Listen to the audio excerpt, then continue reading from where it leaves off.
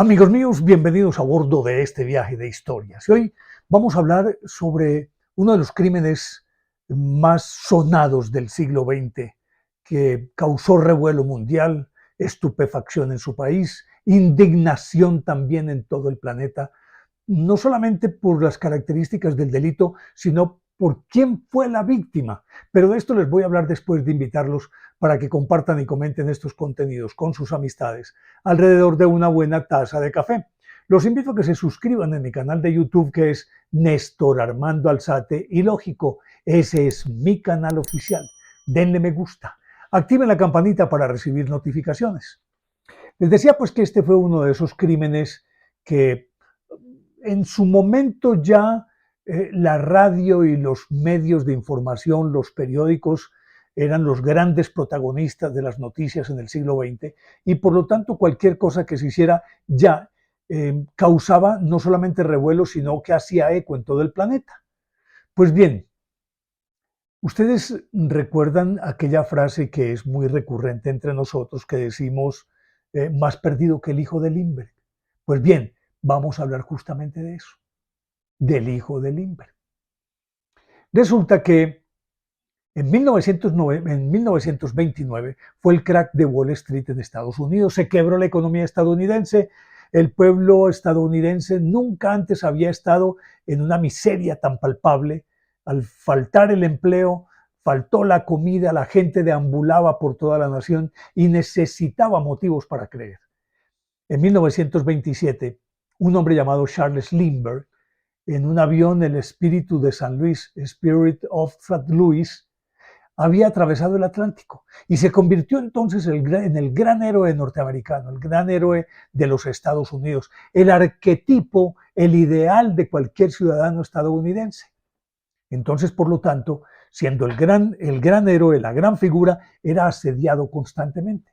En 1929 contrajo matrimonio con Anna Morrow, que era hija o pertenecía a una de las familias más acaudaladas y de más prestigio de los Estados Unidos, y por lo tanto ya era el matrimonio perfecto, el matrimonio ideal de los estadounidenses, es decir, el arquetipo del héroe y la mujer que encarnaba el espíritu de la industriosidad de los Estados Unidos.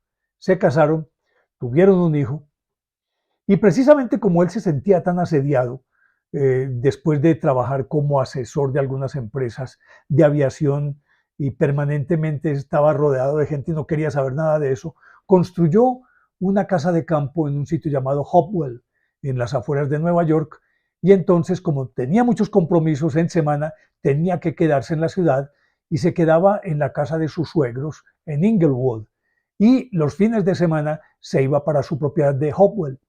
Pues bien, el 1 de marzo de 1932, él llegó tarde a la casa de la ciudad de Nueva York, trabajó y llegó a la casa, era un martes, y se habían quedado, contrario a la costumbre, que siempre se iban a pasar toda la semana a Nueva York, se habían quedado porque su bebé estaba resfriado. Y como estaban todavía en invierno, les daba temor llevarse el niño que se fuera a agravar su condición, entonces decidieron quedarse esa semana. Pues después de regresar de Nueva York se sentó a comer con su esposa. Entre tanto, la servidumbre, que estaba compuesta por un mayordomo, que era Oliver Watherly, y su esposa Elsa, y la niñera que se llamaba Betty Go.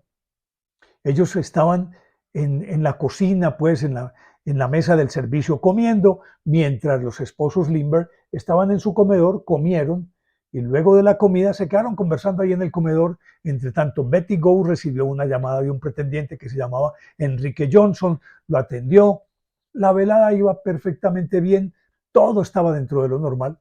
De pronto sintieron como un golpe en una de las paredes laterales y Charles Lindbergh se paró, y lo mismo que su esposa, a ver qué había pasado.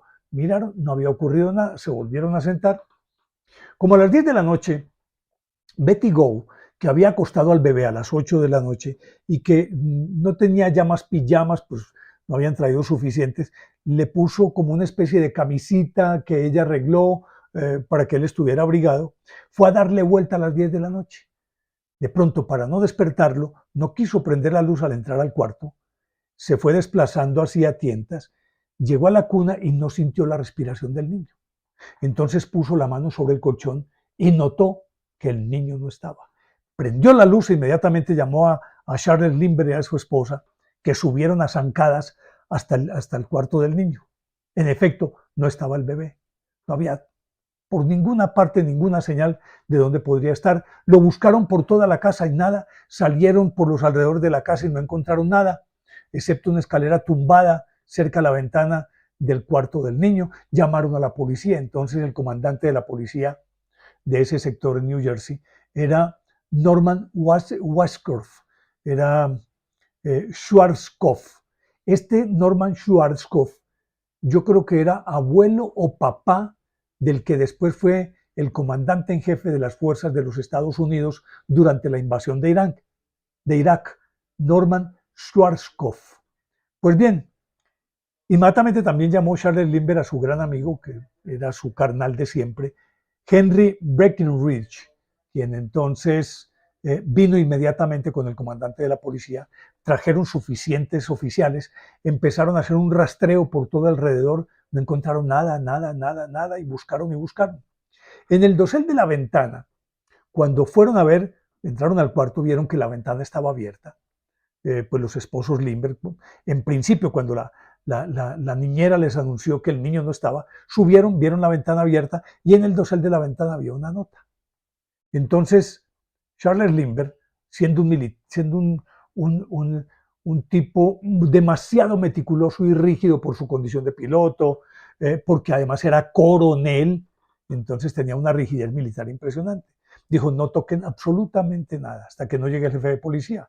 Llegó el jefe de policía, abrieron la carta y esa nota decía más palabra menos, firmada por un Juan, una letra desigual. Evidentemente quien había escrito no tenía dominio del inglés, había palabras mal escritas y demás, pero le decía en suma que no fuera a avisar a la policía y que preparara $50,000 de rescate en billetes de 50, de 20 y de 10 que no estuvieran marcados.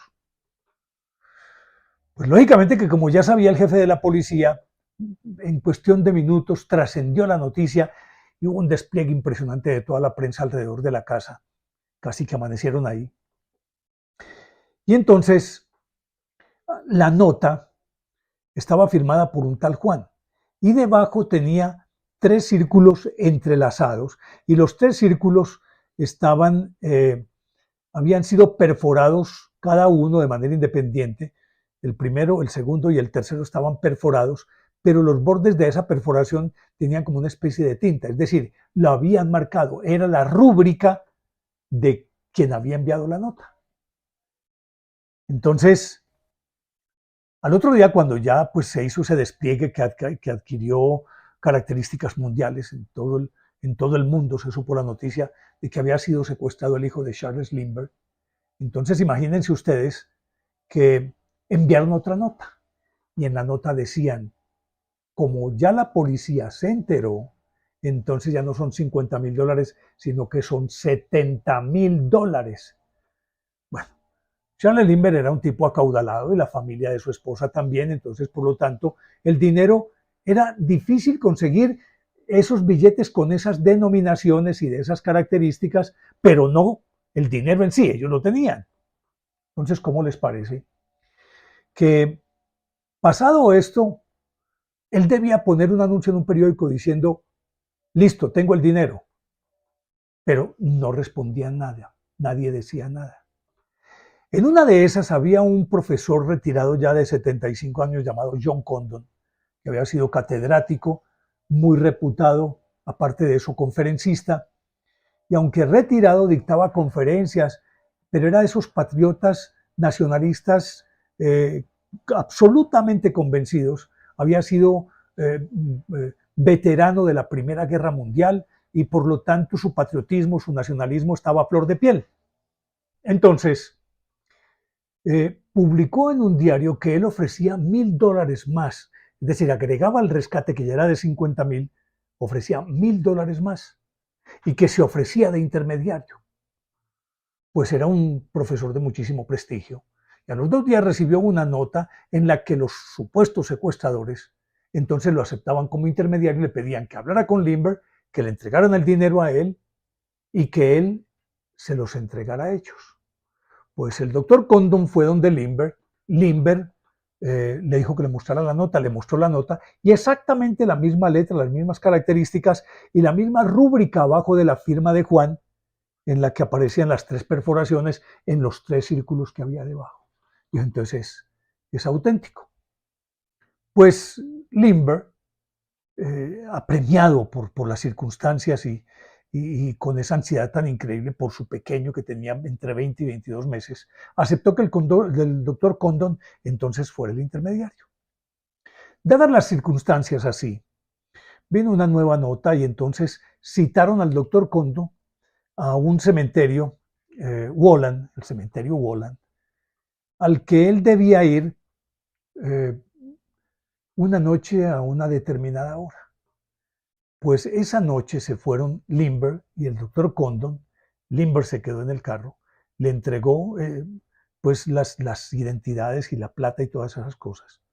Cuando se acercó el doctor Condon, se acercó a la verja, vio que salió de detrás de una tumba alguien al otro lado de la verja, el cementerio cerrado. Pero apenas vio el carro, el tipo salió corriendo. El doctor empujó la verja, logró entrar y salió corriendo detrás del tipo, lo alcanzó, imagínense ustedes, un tipo de 75 años, y sin embargo lo alcanzó y le dijo, un momentico, no se vaya, venga, hablemos. Y no, es que usted trajo más gente. No, no, no, tranquilo que no pasa nada.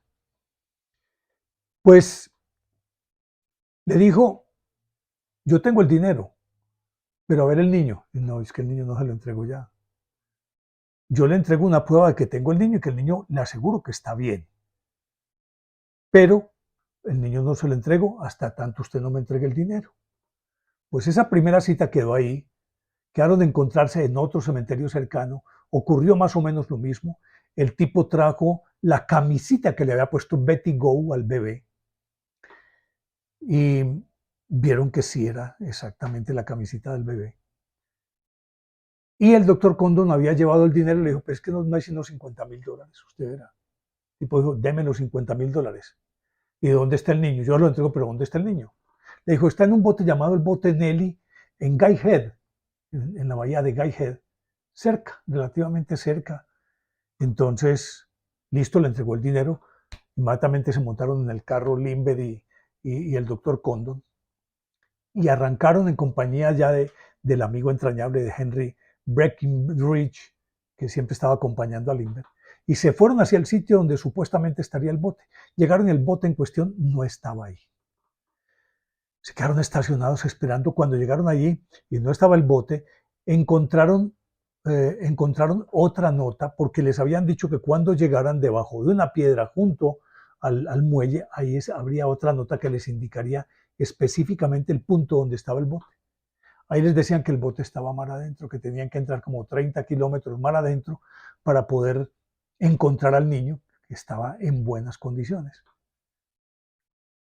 Inmediatamente empezaron a navegar, los cogió es decir, amanecieron navegando, llegaron al sitio y no había nadie. Estuvieron buscando todo el día, no encontraron por ningún lado, se tuvieron que devolver.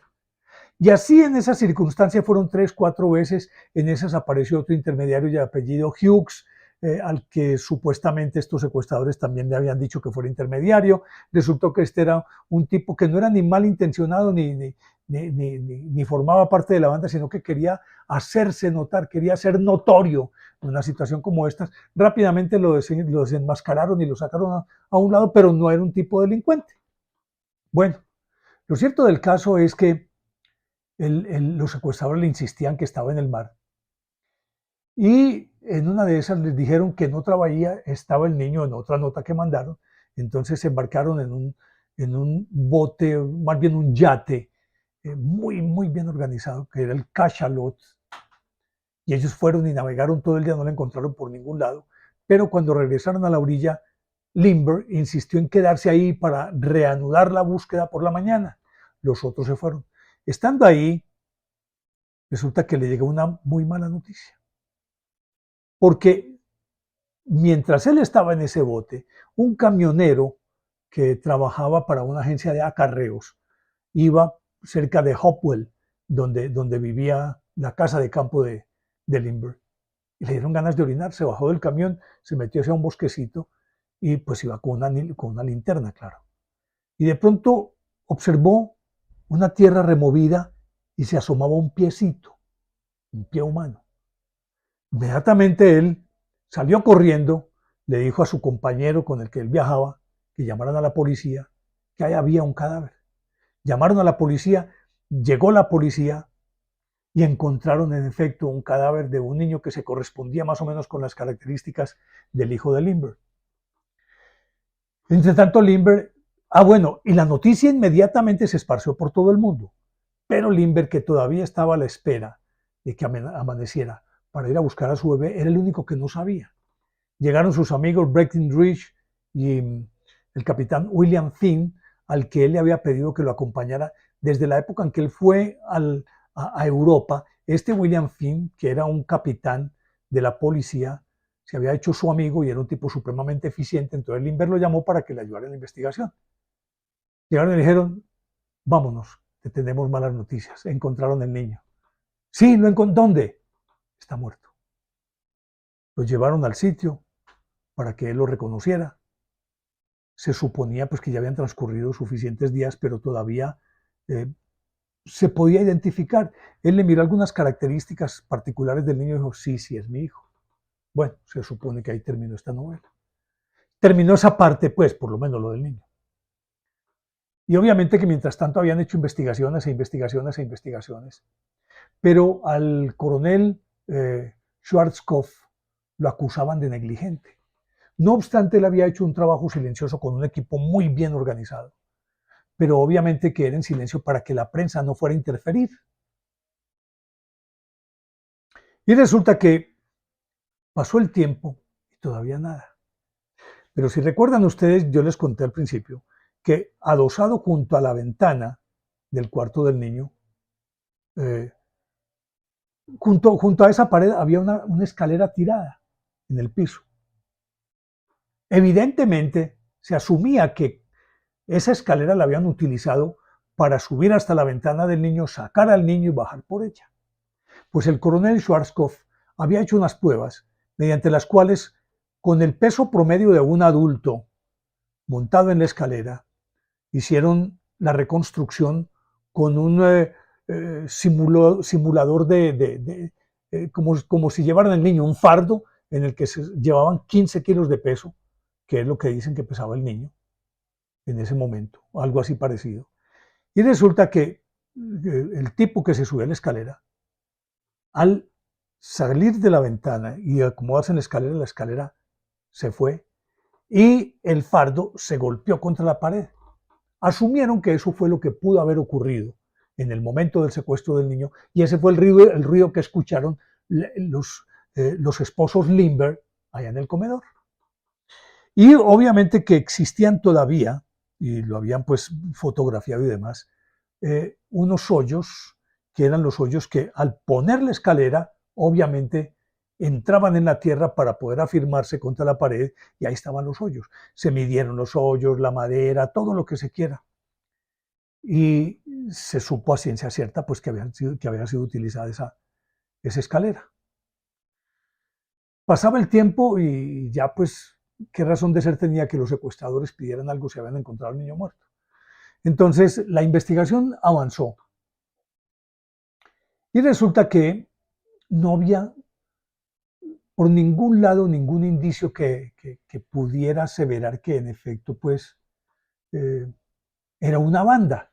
En esas apareció un doctor, Dudley Schoenfeld, que era un psicólogo muy reputado, y dijo, vea, me están botando corriente. No es una banda, es un solo tipo. Ese tipo es un tipo narcisista, que más allá inclusive del dinero, del secuestro, lo que está rivalizando con aquel que es el arquetipo, el ideal del ciudadano americano, y él quiere confrontarse con él y ser mejor que él. Se siente celoso de él. Pusieron a pensarlo y dijeron, ve, tiene sentido. Entre tanto, Schwarzkopf había contratado a un tipo llamado Arthur Kohler, que era especialista en madera. Trabajaba para una constructora y para una cerradora y él conocía todas las maderas, el tipo de madera, sus características, los anillos, todo esto. Lo contrataron para que examinara la escalera. El tipo diseccionó la escalera, la desarmó y empezó a numerar cada una de las partes de la escalera. Y encontró que había una parte del larguero que tenía unas estrías que daban la idea de que había sido cerrada en esa parte por una garlopa, y que obviamente si esa garlopa había dejado esa señal ahí, en otra parte tendría que estar la otra parte de ese larguero que al cortar con la garlopa, al cepillarlo con la garlopa, las mismas estrías deberían estar en la otra parte del madero. Pues se fue por todo el estado a buscar en los aserríos y en las tiendas de maderas quién había comprado pino sureño, porque identificó que la escalera era de pino sureño, y empezó dele y dele y dele y dele y dele a quién le había vendido, cómo se había vendido, quiénes habían comprado, y fue y confrontó todo. Un trabajo de más de un año. Y resulta que ese tipo de madera, él iba y mostraba la estría. Entonces, no, ¿a quién le vendieron ustedes? Entonces, pues, imagínense ustedes, en más de un año, ¿cuánto venderían? Entre tanto, recordarán que él había pedido billetes de 50, de 20 y de 10, que no estuvieran marcados, pero las series las habían apuntado. Entonces, había una circular por todo el país que quien viera un billete de esos o una serie de esas, que inmediatamente lo reportara a las autoridades. A la sazón, dado lo que él significaba Lindbergh y su hijo para el país, se había ya creado una ley llamada la ley Lindbergh, mediante la cual a partir de ese momento cualquier secuestro que ocurriera en el país dejaba de ser un problema de un Estado y se convertía en un asunto nacional. O sea que podían actuar federales y cualquier autoridad de cualquier Estado. O esa ley todavía está vigente. Entonces, era la tarea de buscar y buscar y buscar. Y resulta que un día, porque la circulación de los billetes en principio era muy tímida, luego pasando el tiempo empezaron a circular ya los billetes, siguieron circulando, entonces las autoridades decían reporten, reporten, reporten, y era como en el cuento de Hansel y Gretel, las miguitas de pan, ¿por dónde está? ¿Por dónde va? A las estaciones de gasolina, cada que un carro tanquee y pague con un billete de esos, en el mismo billete apunten la placa. En una de esas, en una estación, ahí en la ciudad de Nueva York, por esos lados de Hopewell, un día un tipo fue a tanquear, un tipo alto, de ojos claros, cara angulosa, pómulos salientes, más bien tipo, digámoslo, nórdico, más bien sí más caucásico. Entonces fue y tanqueó, y los dueños de la bomba tenían la circular, vieron el billete y apuntaron la placa. Averiguaron a quién pertenecía ese carro y pertenecía a Bruno Ricardo Hauman. Inmediatamente se pusieron a buscar quién era este tipo y dónde vivía. Pero como no sabían en dónde, empezaron a seguir la miguita de pan con los billetes y fueron más o menos ubicándolo dentro de un área razonable en la que podían buscarlo. Y por fin, a partir de ese momento, cuando ya encontraron el carro y esto, más o menos lo supieron ubicar. Entre tanto, Kohler, el especialista en madera, había ya ubicado en dónde habían comprado ese larguero que no había comprado y coincidía con Bruno Hauman. Lo cierto del caso es que se dieron cuenta de dónde vivía, lo cercaron. En todo caso, lo capturaron. Al capturarlo, el tipo dijo, yo no tengo nada que ver. Buscaron en la casa absolutamente todo y no encontraron el billete, no encontraron nada. Pero el tipo resulta que cuando lo estaban interrogando dentro de su casa, miraba con cierta aprehensión hacia afuera y al fondo tenía la cochera, pues que llaman ellos, el garaje que formaba como un cuerpo aparte de la casa, y él miraba hacia allá. Le dijeron, aquí debe haber gato encerrado. Se fueron allá, casi que desbaratan todo eso y de pronto encontraron que había un panel, una parte de la pared que era un panel falso. Metieron la mano y encontraron una cajita, y en la cajita estaba llena de dólares, había $14,000 de los marcados de los que habían pagado por el rescate del niño. y haciendo las cuentas, durante ese tiempo los billetes que habían recogido más o menos daba la suma de los $50.000. Fallaban por 200 o $300. Los 14.000 más lo que habían recogido. Pero aquí está. Entonces vino Kohler, el especialista en madera, y empezó a examinarlo todo, la casa, y encontró que allí, en donde estaba pues el parqueadero, había un larguero que al mirarlo encajó perfectamente las estrías de aquel que él tenía con estas estrías. Y fueron a encontrar una garlopa o garlopín, que era con la que habían cepillado esto para que encajaran y encajaban perfectamente. Capturado Bruno Ricardo Haumann, fue llevado detenido con todos estos elementos. Él contrató un abogado muy hábil de apellido Reilly, que inmediatamente desvió la atención hacia Betty Gow, la niñera, que porque ella estaba hablando la noche en que ocurrió el secuestro con un novio y el niño estaba allá arriba y nadie se percató de nada. Que entonces Oliver Watherley y su esposa también tenían algo que ver, que eran el mayordomo y la cocinera. Trató de desviarlo todo, pero empezaron a juntar las piezas de tal manera, un fiscal muy joven, pero muy avesado, David Willens, que se enfrentaba a Edward Reilly, el defensor de Bruno Haumann.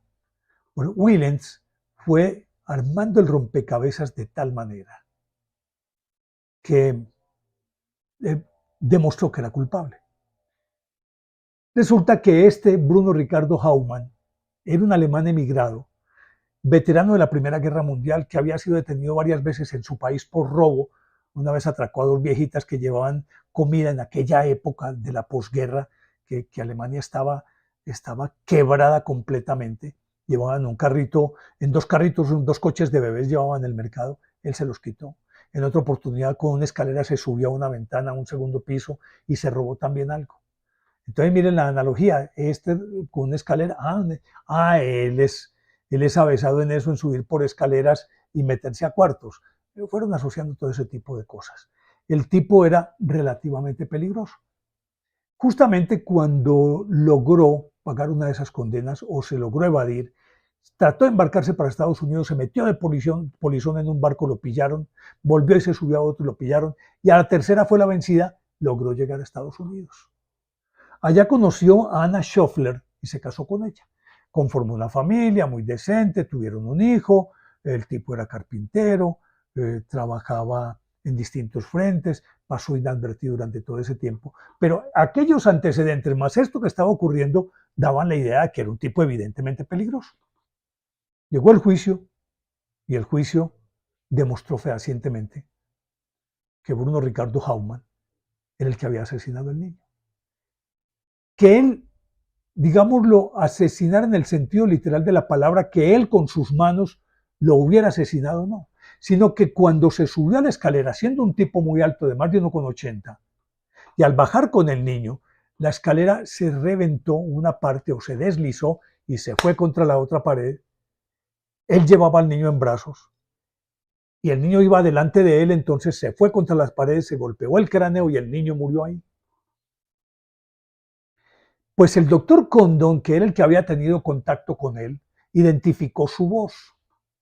Y el tipo, pues es decir, lo había visto de noche, pero lo había visto sin antifaz ni nada. O sea que tenía una idea clara de quién era. Dijo, este es. Lindbergh, que había estado en las puertas del cementerio Wohlan cuando el doctor hizo contacto con él, escuchó la voz y esa es la voz que yo escuché. Y así por el estilo. Cuando fueron a hacer unas pruebas de caligrafía, resulta que la letra de él era la letra de quien firmaba como Juan. Y aquellas palabras irregulares que no sabía escribirlas bien, era evidente, según los grafólogos, que procedía de un tipo alemán que pensaba en alemán y escribía en inglés, por lo tanto introducía términos que más parecían de alemán que de inglés, confundía una letra con otra, y por lo tanto daba la idea de que en efecto lo pusieron a escribir y el tipo tenía esos errores. Lo cierto del caso es que capturaron a Bruno Ricardo Haumann, lo enjuiciaron eh, a todas estas el suceso era a escala mundial, tanto que en las afueras del juzgado eran miles de personas esperando las deliberaciones, miles de personas. E imagínense ustedes esos miles de personas merodeando alrededor del recinto en donde lo estaban juzgando. Como sucede siempre en este tipo de cosas, todo el mundo aprovecha la coyuntura, entonces aparecían los vendedores de específicos, de gaseosas, de mecato, llegaron inclusive a hacer unos souvenirs, unas escaleritas en miniatura que las vendían para usarlas como colgandejo, pues para ponérselas en el cuello. Y vendieron esas escaleritas y vendieron y vendieron y vendieron. Y sí que vendieron los periódicos con, su, con sus crónicas alrededor de lo que estaba ocurriendo. Y aunque Reilly, el abogado de Hauptmann, era supremamente hábil, Willens, el fiscal, lo era más. Y fue juntando las cosas de tal manera. Porque, por ejemplo, cuando le preguntaron a Hauptmann que de dónde había sacado ese dinero, dijo, no, un amigo mío llamado Isidoro Fisch, alemán, a principios del año, a finales de noviembre o diciembre de 1931, dijo que iba a viajar a Alemania y entonces me dijo, vea, guárdame esta cajita, guárdame la voz, me la entregas cuando yo vuelva.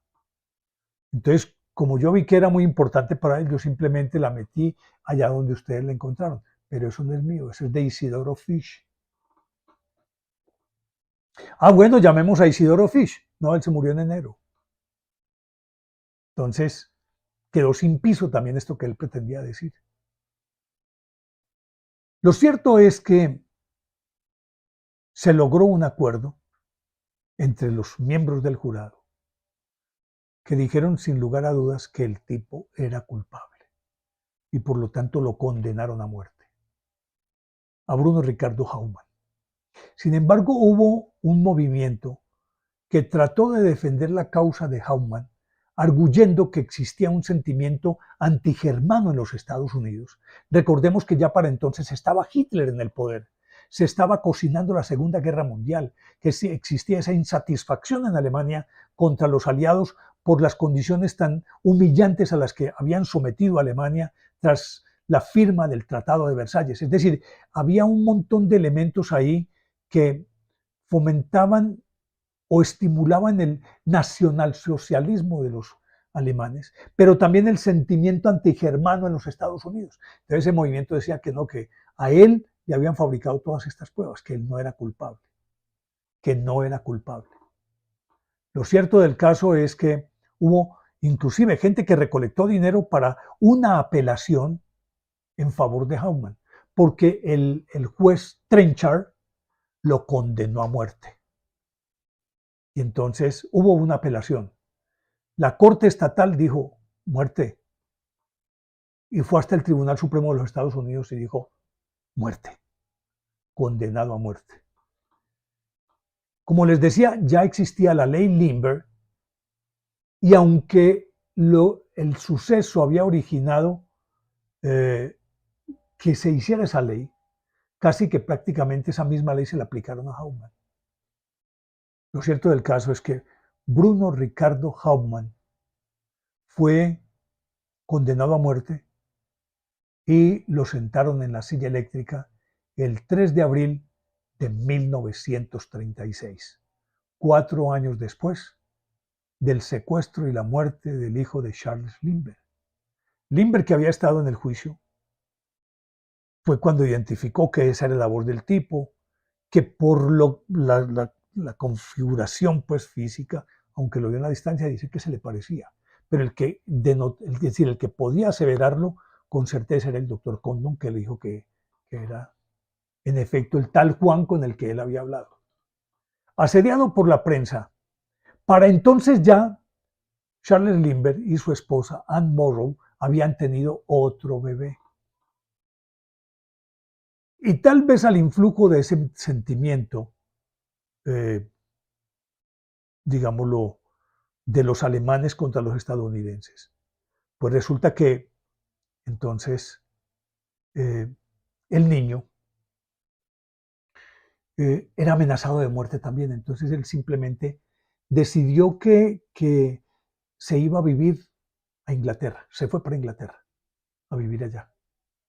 Y allá recibió la noticia de la sentencia de muerte de Bruno Ricardo Hauman, que fue ejecutado el 3 de abril de 1936. Es uno de los crímenes más sonados del siglo XX y que queda en el imaginario popular ante un Lindbergh que después quedó frustrado y amargado porque con el paso del tiempo él fue acusado de ser germanófilo y de ser el gran héroe de los Estados Unidos pasó a ser un villano. Quería contarles esta historia del caso del secuestro del hijo de Charles Lindbergh. Espero que les haya gustado. De ser así, denle me gusta, activen la campanita para recibir notificaciones. Y pues aquí casi que sobraría la invitación de siempre. ¿Les parece lógica o ilógica esta historia? Ustedes deciden y los espero en el próximo viaje de historias que con seguridad será fantástico. Chao.